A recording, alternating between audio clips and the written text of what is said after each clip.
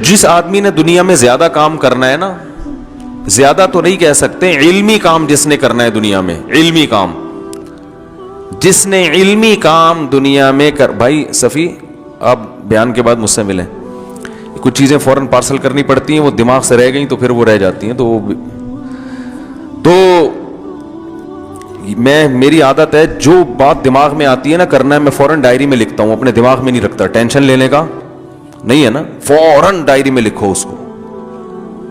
تو ابھی ان کو دیکھ کے مجھے کام یاد آیا, ڈائری جیب میں اس وقت ہوتی نہیں ہے تو وہ پارسل کر دو, سمجھ رہے؟ اپنے دماغ کو نا انسان خالی رکھے. ہم لوگوں نے اپنے دماغ میں اتنے ساری چیزیں ٹھوس رکھی ہیں کہ یہ بھی کرنا ہے, وہ بھی کرنا ہے, فلانا بھی کرنا ہے, یہ بھی کرنا ہے, وہ بھی, اس کو پیسے دینے, اس سے پیسے لینے, تو اس کا نتیجہ یہ نکلتا ہے کہ جو بڑے اہم کام ہے نا کرنے کے لیے, ان کے لیے دماغ فارغ نہیں ہوتا. سمجھ رہے ہیں؟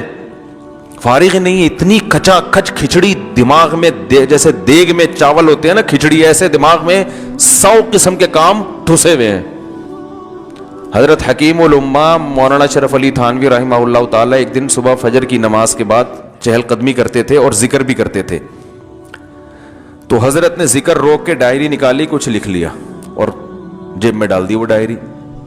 کسی نے پوچھا اتنی کیا پھرتی, ذکر کر رہے ہیں اتنے دھیان سے, اور فرمایا کہ میرا دل اس وقت اللہ کی طرف مشغول ہے.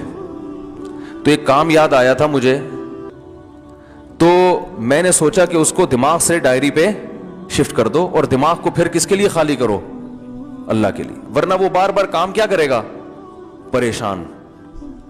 سمجھ رہے ہیں کہ نہیں سمجھ رہے؟ تو خاندانی لوگوں کی ایسی زندگی ہوتی ہے کہ اللہ کے یاد سے غفلت نہ ہو. بھائی وہ اپنے دماغ کو تو ادھر کے لیے رکھو نا, کام تو ہوتے ہی رہیں گے, تو اس کو ڈائری کو ٹینشن میں ڈالو, صحیح ہے نا, ڈائری کو بولو یہ تمہاری ٹینشن ہے, یہ میری ٹینشن نہیں ہے. پھر کسی فارغ وقت میں انسان وہ ڈائری دیکھے کیا کیا کرنا تھا.